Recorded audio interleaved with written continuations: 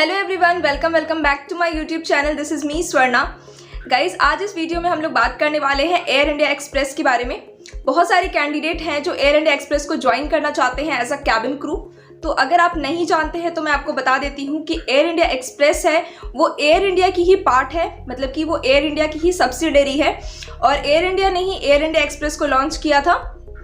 तो air India express भी एक प्रॉपर एयरलाइन है। जैसे कि एयर इंडिया एक एरोप्लेन है, उसी तरीके से एयर इंडिया एक्सप्रेस भी एक एरोप्लेन है और दोनों एक ही है, एक ही कंपनी है, एयर इंडिया ही कंपनी है। और आपको पता होगा कि एयर इंडिया एक गवर्नमेंट एयरलाइन है, यानी कि एक सरकारी एयरलाइन है। तो बहुत सारे कैंडिडेट हैं जो एयर इंडिया एक्सप्रेस को ज्वाइन करना चाहते हैं। तो आज इस वीडियो में मैं आपको बताने वाली हूं कि अगर आप एयर इंडिया एक्सप्रेस में एज अ कैबिन क्रू बनना चाहते हैं तो आपकी क्या क्या क्वालिटीज़ होनी चाहिए, आपकी एलिजिबिलिटी क्राइटेरिया क्या होनी चाहिए, आपका एजुकेशनल क्वालिफिकेशन कितना होना चाहिए, आपकी हाइट कितनी होनी चाहिए, आपका एज कितना होना चाहिए, आपके पास कौन कौन से डॉक्यूमेंट्स होने चाहिए, एंड एट लास्ट आपको अप्लाई कैसे करना है। तो आज सारा प्रोसेस इस वीडियो में हम लोग कंप्लीट डिटेल में जानेंगे। So without further delay let's get into the video. Guys, एक इंपॉर्टेंट बात बताती हूँ। आप लोग सोच रहे होंगे ना आज मैं ये यूनिफॉर्म पहनी हूँ, तो आप लोग को मैं बता देती हूँ ये यूनिफॉर्म मेरे मास कम्युनिकेशन डिपार्टमेंट का है। तो इसलिए आज मुझे बहुत मन कर रहा था कि मैं आप लोगों के साथ यूनिफॉर्म में बात करूं, तो इसलिए मैंने पहन लिया। चलिए बकवास नहीं करते, टॉपिक पे आते हैं। तो एलिजिबिलिटी क्राइटेरिया, सबसे पहले आपकी एज जो है वो 18 ईयर्स होनी चाहिए। ठीक है, आपका एज 18 साल होना चाहिए। अगर आप 18 साल से कम है तो आप अप्लाई नहीं कर सकते हैं। और सबसे लास्ट एज जो है अप्लाई करने की वो है 27 ईयर्स ओल्ड। ठीक है, और एक्सपीरियंस्ड कैंडिडेट के लिए एज की कोई प्रॉब्लम नहीं होती है। आपका एज जो है 39 ईयर्स तक आप अप्लाई कर सकते हैं। अगर आप पहले से एज अ कैबिन क्रू हैं, आपके पास एक्सपीरियंस है, तो ऐसे नहीं, ऐसे एज है 18 ईयर्स। ठीक है, उसके बाद हाइट जो होनी चाहिए एयर इंडिया एक्सप्रेस में अप्लाई करने के लिए वो होनी चाहिए 157.5 सेंटीमीटर। ठीक है, ये गर्ल्स के लिए, गर्ल्स की हाइट 157.5 सेंटीमीटर मतलब कि 5 फीट 2 इंच होनी चाहिए। और मेल्स के लिए 165 सेंटीमीटर यानी कि 5 फीट 5 इंच होनी चाहिए मेल्स के लिए। ठीक है, ये हाइट का हो गया। उसके बाद आपका जो वेट है, ठीक है, आपका वेट आपके हाइट के प्रोपोर्शनेट होना चाहिए, यानी कि आपका जो BMI निकलेगा वो आपके हाइट के अकॉर्डिंग ही आपका BMI होना चाहिए। जैसे कि मैं आपको बताती हूँ, फीमेल्स के लिए 18 to 22 है BMI और मेल्स के लिए है 18 to 25। तो आपका हाइट और वेट, आप अपना हाइट और वेट से अपना BMI निकलवा लीजिएगा। क्योंकि अगर आप गर्ल्स के लिए मैं बोल रही हूँ, अगर आप 5 फीट 2 इंच नहीं है तो इंटरव्यू देने मत जाइएगा। क्योंकि अगर आप 5 फीट 1 इंच भी होंगी ना, मतलब थोड़ा सा भी कम होंगे, तो वो लोग हायर नहीं करेंगे। एयर इंडिया बहुत स्ट्रिक्ट है अपने हाइट के क्राइटेरिया को लेकर के, इसलिए मैं बता रही हूँ हाइट बहुत इंपॉर्टेंट मैटर करता है यहाँ पे। उसके बाद हम अगर बात करें एजुकेशनल क्वालिफिकेशन की, तो आप 12th पास होने चाहिए। ठीक है, अगर आपने ग्रेजुएट किया है, ग्रेजुएशन कंप्लीट किया है, तब तो बहुत अच्छी बात है। अगर आपने 12th पास किया है तो आप एलिजिबल हो अप्लाई करने के लिए कैबिन क्रू के लिए। ठीक है, कैबिन क्रू पोस्ट के लिए आप 12th पास होने चाहिए। और अगर आप एज अ ग्राउंड स्टाफ काम करना चाहते हैं तो उसके लिए आपके पास ग्रेजुएशन होनी चाहिए, आप ग्रेजुएट होने चाहिए। ठीक है, क्लियर है। उसके बाद 12th pass from any recognised board and university. उसके बाद हम बात करते हैं मैरिटल स्टेटस। तो गाइस, आपका मैरिटल स्टेटस अनमैरिड होना चाहिए। ठीक है, आप शादीशुदा नहीं होने चाहिए। उसके बाद must be fluent in English and Hindi both. ठीक है, तो आपका जो कम्युनिकेशन स्किल है वो आपसे पूछेंगे कि आपको हिंदी आती है या नहीं आती है, इंग्लिश आती है या नहीं आती है। तो आपका कम्युनिकेशन स्किल हिंदी और इंग्लिश दोनों में बहुत अच्छा होना चाहिए। ठीक है, उसके बाद skin must not have any visible tattoos. आपके स्किन पे कोई विजिबल टैटू नहीं होना चाहिए। ठीक है, मतलब कि आपके नेक एरियाज पे, आपके हैंड पे, आपका लेग, आपका नेक, मतलब आपका बैक नेक, कहीं पे भी विजिबल जो एरियाज है वहाँ पे टैटू नहीं होने चाहिए। ठीक है, तो इस चीज़ का ध्यान रखिएगा कि आपकी बॉडी में कहीं पे टैटू ना हो। ठीक है, उसके बाद है स्किन मस्ट बी क्लियर। आपका जो स्किन है, आपका जो चेहरा है वो क्लियर होना चाहिए। मतलब अगर आपके फेस पे बहुत ज़्यादा पिंपल्स वगैरह आते हैं तो आप उसको मेकअप से कंसील करके जाइएगा, ताकि आपका जो एक्ने या फिर पिंपल्स वगैरह है वो विजिबल ना हो। ठीक है, या फिर इंटरव्यू से पहले आप थोड़े अपने स्किन का, आप सभी को मैं एक चीज़ बोलना चाहूँगी, आप प्लीज़ अपने स्किन का थोड़ा ध्यान रखिएगा। पिंपल्स वगैरह आते हैं तो होममेड रेमेडीज़ वगैरह यूज़ कीजिए, अच्छे से अच्छे डॉक्टर से ट्रीटमेंट कराइए, कुछ भी कीजिए, बट स्किन का ध्यान रखिए। ठीक है, मैं बार बार अपने वीडियोस में एक चीज़ बोलती हूँ कि स्किन का मतलब ये होता है कि आपका स्किन क्लियर होना चाहिए, ना कि फेयर होना चाहिए। फेयर स्किन टोन से एयरलाइन को कोई मतलब नहीं है, चाहे आप किसी भी स्किन टोन से बिलोंग करते हो, आपका स्किन बस क्लियर होना चाहिए, ठीक है। तो काला गोरा सांवला कोई फर्क नहीं पड़ता है गाइस, आराम से अप्लाई कर सकते हो, ठीक है। उसके बाद है आपका कोई मार्क्स नहीं होने चाहिए आपके स्किन पे, जैसे कि होता है ना बर्थ मार्क, यहाँ पे कहीं ना कहीं पे होता है लोगों के स्किन पे। तो मेक श्योर कीजिएगा कि अगर आपकी बर्थ मार्क है या फिर कहीं पे कोई बर्न स्किन है या कुछ भी है तो उसको आप कंसील कर लीजिएगा अच्छे से, ठीक है। उसके बाद ही जाइएगा। उसके बाद है कि आई विज़न, आई की जो आपका आई विज़न होना चाहिए वो कितना होना चाहिए। ये लोग आई विज़न को लेके बहुत ज़्यादा स्ट्रिक्ट हैं, इसलिए मैं बता रही हूँ कि आपका आई विज़न जो है वो नियर विज़न जो है, सामने जो आपकी देखने की शक्ति होती है वो 5 होनी चाहिए इन बेटर आइज। जो आँख आपका सही है, जैसे कि मान लीजिए ये मेरे 2 आँख हैं, ऑब्वियसली सबके 2 होते हैं, तो जैसे कि मान लीजिए मेरा दोनों आँख में जो आँख मेरा बढ़िया है, ठीक है, बेटर है जिसमें मेरा विज़न, तो उसका जो नियर बाय है वो 5 होना चाहिए। और वर्स्ट आई में यानी कि मतलब जो आँख से थोड़ा कम भी दिखता है नियर बाय, उसका 6 भी चलेगा, ठीक है। उसके बाद फार विजन आपका 6/6 होना चाहिए एक आंख में, यानी कि जो दूर का विजन होता है वो 6/6 होना चाहिए एक आंख में, और दूसरे आंख में अगर 6/9 भी है तो चलेगा, कोई प्रॉब्लम नहीं है। और एक चीज़ मैं बता रही हूँ, यहाँ पे स्पेक्ट्स बिल्कुल अलाउड नहीं है, किसी भी एयरलाइन में स्पेक्ट्स अलाउड नहीं होता है।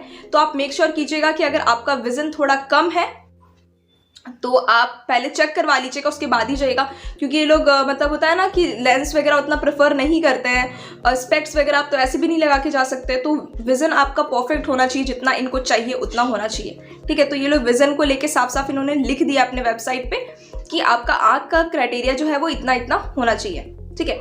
उसके बाद इन्होंने साफ लिख दिया है कि wearing glasses is not allowed, आप ग्लास नहीं पहन सकते हैं, एंड कॉन्टैक्ट लेंसेज भी इन्होंने अलाउड नहीं किया है। तो आपका जो विजन है वो परफेक्ट होना चाहिए, ठीक है। उसके बाद हम बात करते हैं उसके बाद हम बात करते हैं कि must have normal colour vision based on the Tokyo medical college.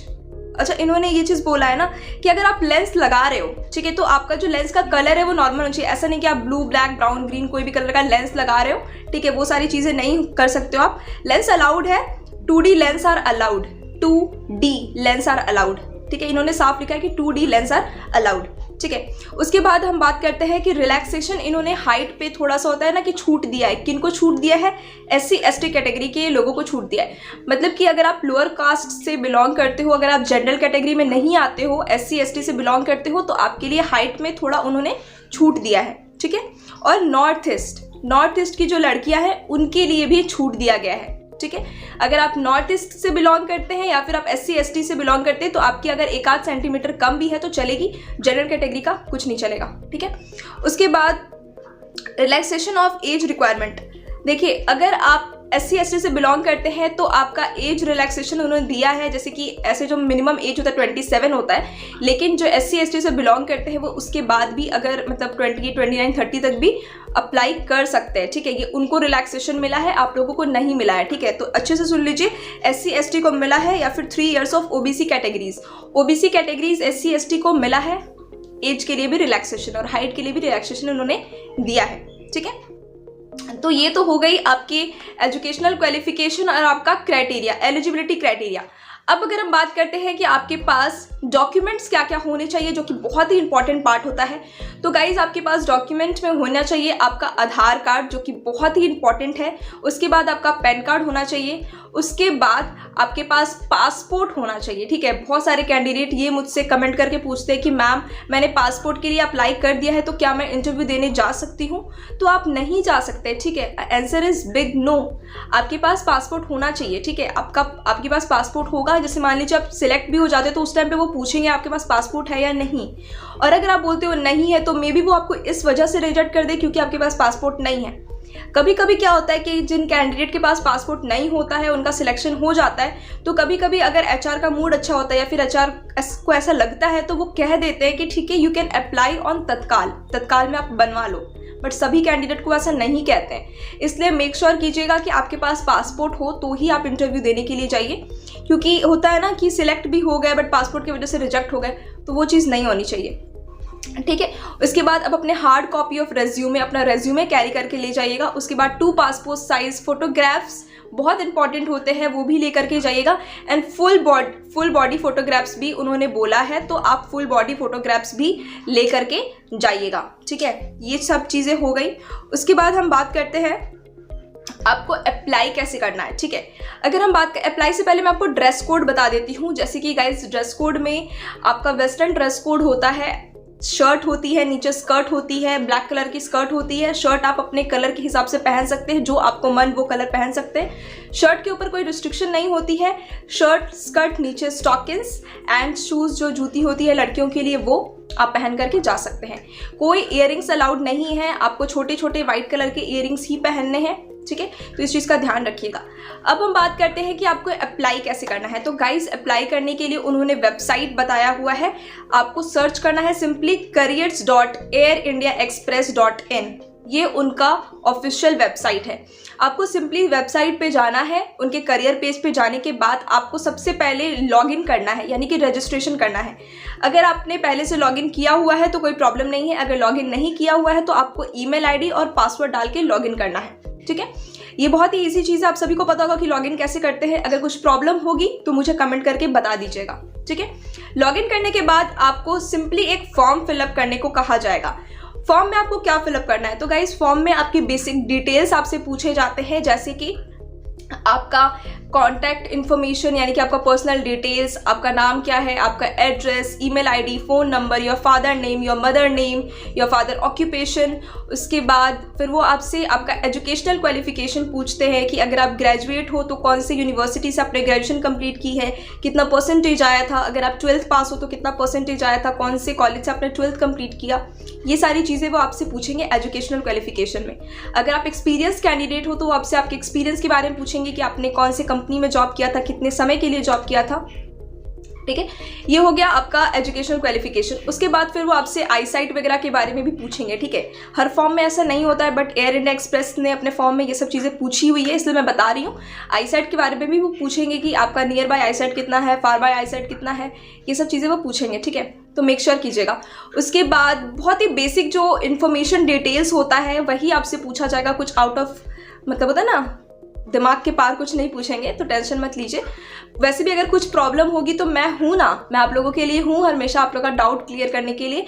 Form fill up करने में कोई डाउट आएगी तो मुझे कमेंट कर दीजिएगा, मैं एक प्रॉपर वीडियो बना दूंगी फॉर्म कैसे फिलअप करना है इसके ऊपर। ठीक है, तो बस सिंपली आपको फॉर्म फिलअप करने के बाद सबमिट कर देना है। एंड सबमिट करने के बाद you are ready to fly, मतलब आप इंटरव्यू देने के लिए रेडी हो। ठीक है, बस इतनी सी क्राइटेरिया होती है एयर इंडिया एक्सप्रेस की। आई होप आपको क्लियर हो गया होगा वीडियो।